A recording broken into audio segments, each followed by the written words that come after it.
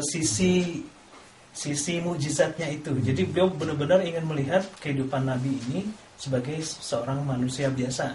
Dan akhirnya kita bisa melihat dalam tulisannya Haikal ini, Rasulullah seperti seorang politisi, pemimpin seperti pada umumnya gitu. Padahal sangat berbeda Pak. Kalau kita misalnya lihat Napoleon misalnya ya, kalau kan Rasulullah juga sebagai panglima perang gitu. Teladan yang diberikan oleh Napoleon itu beda sekali dengan apa yang ditunjukkan oleh Rasulullah dan para sahabatnya selama beliau hidup gitu. Jadi memang ada sirah-sirah atau sejarah yang ditulis oleh orang-orang seperti Husain Haikal ini yang boleh dibilang ini kan ulama kontemporer Pak dari Mesir ya. Jadi saya nggak tahu apakah beliau berupaya menghilangkan sisi-sisi kemujizatan Rasulullah ataukah memang pure secara akademis mau melihat potret sebuah kehidupan Nabi yang apa adanya ya sebagai manusia gitu. Dan akan sulit ketika kita baca kitabnya terkait dengan peristiwa Isra Mi'rajnya gitu. Karena nanti akhirnya kan banyak hadis tuh Pak tentang Isra Mi'raj itu gitu. Seorang Husain Haikal pastinya akan melihat ini sebagai sebuah peristiwa yang mungkin hanya ruhnya saja dan seterusnya gitu. Jadi lebih kepada sifat-sifat yang lebih manusiawi, pengalaman apa yang manusiawi gitu. Nah, kalau saya boleh saran sih sebenarnya akan lebih baik kalau kita membacanya dari sirah saja gitu. Karena tadi di awal sudah kita diskusikan, kalau kita membaca sirah, kita membaca seorang teladan gitu. Ketika kita membaca teladan, kan diharapkan kita mendapatkan ibroh gitu. Pengalaman pengajaran dari kisah itu gitu. Jadi membacanya sekaligus meneladani, dan dalam beberapa tahapan sirah itu atau dalam beberapa peristiwa yang dilalui oleh Rasulullah, di dalamnya juga ada pelajaran tentang syariat sebenarnya, fikih juga dan seterusnya. Contoh mudahnya misalnya ketika perang Uhud gitu. Perang Uhud ini kan kaum muslimin kehilangan 70 orang dari pasukannya itu. Sementara kaum musyrikin hanya kehilangan 23 orang Pak. Makanya ada beberapa penulis yang bilang orang Islam itu kalah telak waktu perang Uhud itu. Sebenarnya juga tidak sekali gitu. Tidak telak-telak banget gitu. Masalahnya adalah ketika iring-iringan pasukan Islam ini menuju Bukit Uhud. Nah, sekelompok pasukan pimpinan Abdullah bin Ubay, seorang munafik di Madinah, itu kan memisahkan diri Pak gitu. Jadi kekuatannya tidak utuh lagi ketika pertama kali berangkat dari Madinah gitu. Itu yang pertama. Dan yang kedua seperti kita pernah diskusikan bahwa sekelompok pasukan pemanah yang ditempatkan di bukit itu turun ke bawah gitu. Sebenarnya ada di filmnya nih Pak, kalau kita mau lihat sebentar nanti.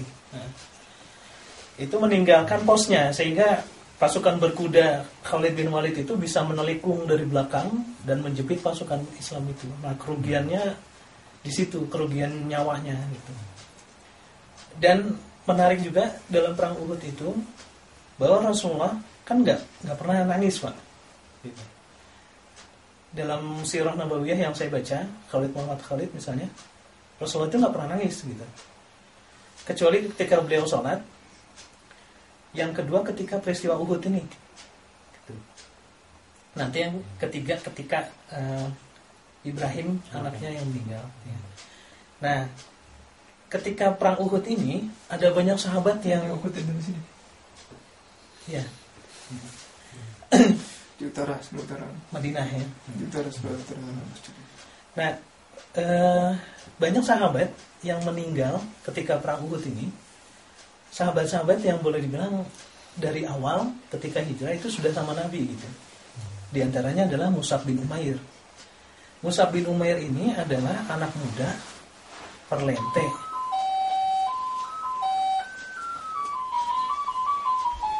Bisa kan? Tidak masuk pasti. Sudah online Bu?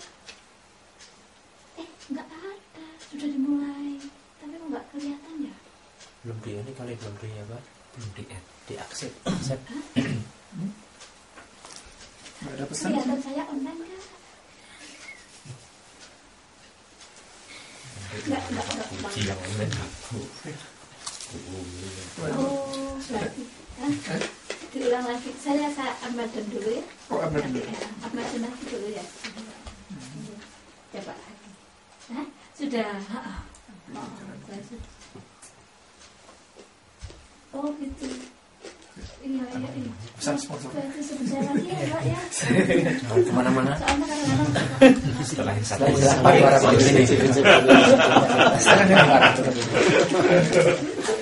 Bentar lagi terang berlangsung.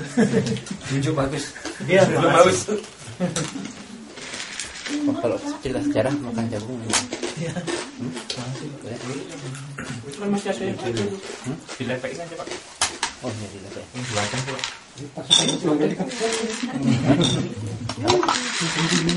diulang lagi ya, biasanya kalau diulang lagi. Pesan ulang. Pagi dimakan tikus, apa? Jangan kasih kopi, jangan kasih kopi, kasih kembang. Terus aja. Ada buku. Jangan katanya pagi dimakan tikus.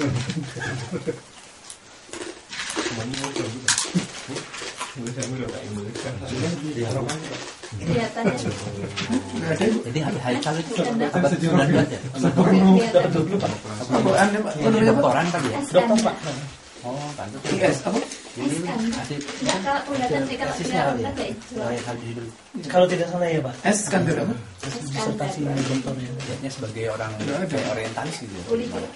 Kalau dia yang Ada pengaruh orientalisnya. Oh, Nah, setelah dia menulis tentang sejarah Nabi, itu juga nulis sejarah Abu Bakar, gitu, Umar dan seterusnya. kalau yang Muhammad Khalid itu pengarang sahabat ya? Bukan Pak, dia juga orang kontemporer, tahun 87-an. Iya. Nah, orang Dia Suriah. 160 saat Iya, beliau juga menulis itu. ada namanya apa? Terus juga beliau menulis buku menarik juga, Umar bin Khattab, Muslim Perkasa. Itu juga menarik bukunya. Dia tidak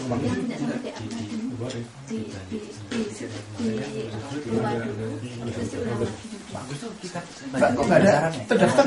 Nggak terdaftar sih. Cross check aja Pak. Karena dulu kita waktu belajar bahasa Arab, Ustadznya nih, Ahmad Zakir, itu dapat S2 ke Madinah. Jadi kita baru pakai 2 buku itu belajar bahasa Arab, yang kuning tuh di Libya. Ditinggal. Jadi belum ini udah baru basic. sejarah anak sejarah kan bisa belajar. Pulang haji, Oh yang jelas Dari sini. masuk angin. Udah pernah masuk Pak?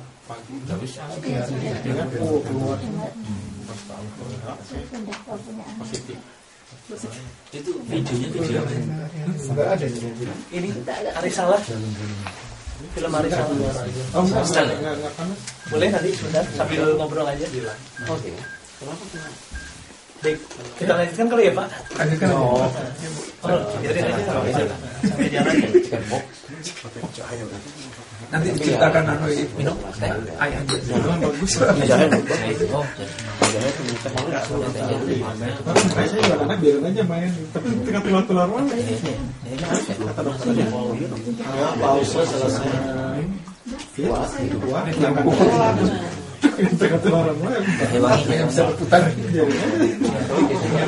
Ini kan ada ini Pak, ada hadis yang menceritakan Uhud ini gunung-gunung salah satu gunung-gunung yang ada di surga gitu.